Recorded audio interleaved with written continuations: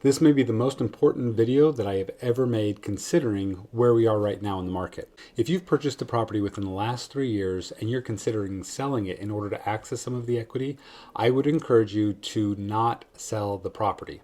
Today in this video, I'm going to show you how you might be able to make about 4 times the amount of what you would make today if you were to sell the property if you sell it in a very specific way. My name is Shiloh Lundahl and you are watching the Improved channel focused on real estate investing.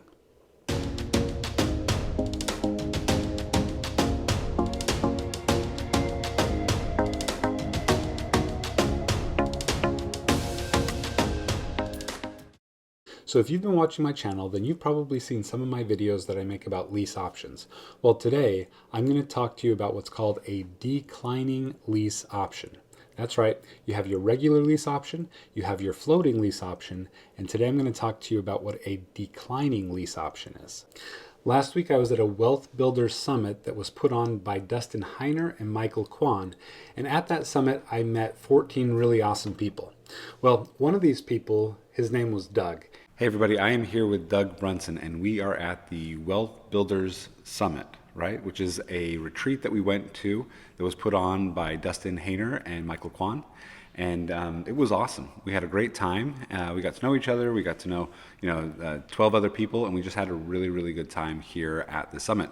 And I was talking with Doug Brunson, and he owns a house. Where's the house located? It's in Boston, Massachusetts. It's a small little condo that he was able to buy in Massachusetts for $400,000. He was able to come in with only 5% down for a $20,000 down payment. But the really neat thing is he was able to lock in an interest rate of 2.75%, which is incredible, especially if you were to compare that to what today's rates are now. So his monthly payment is about $1,550 per month, and the taxes and insurance are an additional about $450 per month. So his total overall payment is about $2,000 per month. Well, he wants to continue to grow in real estate, and so he's considering selling that property in order to access some of that equity so that he can continue to build a portfolio. So let's you and I look at a couple of scenarios and see what may be a good scenario for him.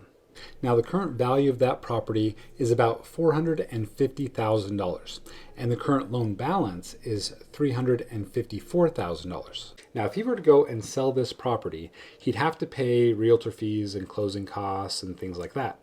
And right now, because it's more of a buyer's market than a seller's market, they would probably ask him for concessions or to fix things and things like that.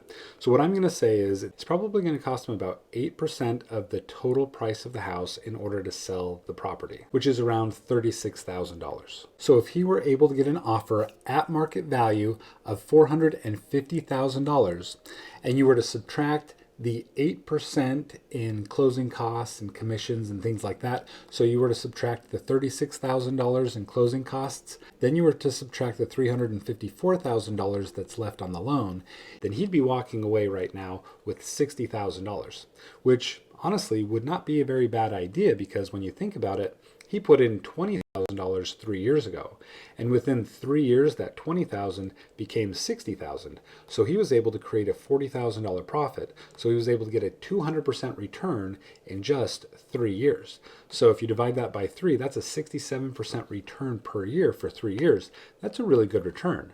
So there would be nothing wrong with that. However, in real estate, we often try to figure out what would be the best option. Is it to sell it today, or what if you were to do something called a declining lease option? Now, that's not something that you're probably familiar with. You may know what a lease option is. In fact, I have a lot of videos on my channel dedicated to teaching people about lease options. I also did a video explaining what a floating lease option is. So now this video, I'm going to explain what a declining lease option is. And simply put, a declining lease option is where we set an option strike price, and because the tenant buyer comes in with a really large option fee, rather than just leaving it at the strike price, what I'm going to do is I'm going to lower that strike price. And the only reason that I would do this is because someone's bringing in a very large option fee. Usually it's 10% of the total price or more. So we're going to say that the person brings in $45,000 as an option fee. And you might think, well, that's a lot of money. Why would somebody bring in that much money? Well, in fact, there's a lot of people on the sidelines right now that have money for a down payment, but they still can't qualify to get a loan because interest rates are so high right now. So they're just sitting there with money and they still can't get a house. If I were to go and I were to buy this property for $450,000, and let's say I had 10% to put down. Some people are able to get away with 3%, some people 5%, other people they require 20%. So let's just kind of go in the middle and say I was able to buy the property with 10% down. Okay, so I bought it for $450,000. I put 10% down, or $45,000 down. I would have a loan now for $405,000. And if my interest rate was 8%, which today the interest rates are, again, between like 8 and 9%, with an 8% interest rate, my principal and interest payments on this loan would be $2,970 per month. Then you add another $500 for taxes and insurance, which is just a little bit higher because when we sold it sold at a little higher price, and so the taxes were now adjusted. So my total payment would be $3,470 per month. So my new payment would be $1,470 more per month than what Doug is paying for the same property right now. So let's see if there's an opportunity here. Rather than just selling the property, what if Doug were to advertise this property as an easy to qualify for rent to own home? And on the listing, he says that they need to have $45,000 in order to get into this property. So Doug sets the strike price at $470,000, which is higher than the current value because when people are looking to buy the property, they're looking to buy it in the future. So because values of homes tend to go up in the future, when you are setting an option price, you often will set it higher than the current value because you're adding in that the property will likely be worth more in the future.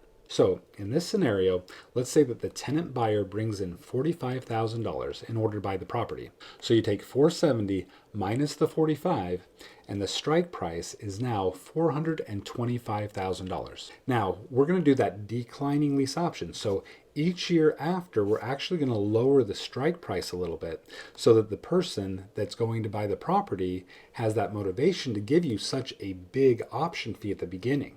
So at the end of year 2, they can now buy the property for $419,000. So I've just lowered the total cost by about $6,000.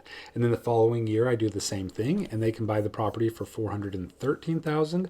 Then the following year, $407,000, and then $400,000, and then at the end of year 6, $394,000. The end of year 7, $387,000. Then the end of year 8, $379,000, and then at the end of year 9, $371,000, and then at the end of year 10, they can buy the property for $362,000. Now, the other thing that's important to keep in mind is they're going to be paying you monthly rent every month. And current rent in this area for a property like this is about $2,800 a month. But because they have this option with you, and because there's value in that, you're able to charge them just a little bit higher of a monthly rent. And so we're going to charge him $2,950 per month. Now the $2,950 per month is still $500 less per month than what he would pay if he were to get the loan on his own. So even though it's a little bit higher than monthly rent, the tenant buyer is really happy that they're going to be able to get into a home for $500 less per month. And you're really happy because your monthly payment is $2,000 and they're paying you $2,950 per month. So you're cash flowing $950 per month on this property. But you and I both know that insurance and taxes tend to go up over time. So even though the initial lease amount is going to be $2,950 per month, each year it's actually going to go a little bit higher in order to cover any increases in taxes and insurance. So the next year it's going to go from $2,950 up to $3,000, and then it's just going to go up about $100 per year over the next several years, which is about a 3% increase per year. So now let's take a look at all of the financial benefits of doing the declining lease option. So at the very beginning, you get $45,000 coming to you as the option fee. Then over the next 10 years, you get the difference between what you're collecting, which is $2,950, and what you're paying out, which is $2,000. So you get to cash flow about $950 per month over the next 10 years. And you add all of that cash flow up together, and that's going to equal about $114,000 over that 10-year period of time. And then if the tenant buyer does go ahead and exercise the option at the very last month, and they're able to buy the property for $362,000, you still have a loan on that property, but your loan has come down to $253,000. So the difference between what they can buy it for and your loan is going to be an additional $109,000 that comes to you at closing when they go to exercise the option, if they were to exercise it at the very end of the option period. So if you take all of the gains that you made, which was $45,000 at the beginning, an additional $114,000 of cash flow during the length of the term, and an additional $109,000 at the end, you're going to be bringing in $268,000 from this one property. And then you take away your initial investment of $20,000, and your total profit gained on this property is going to be $248,000.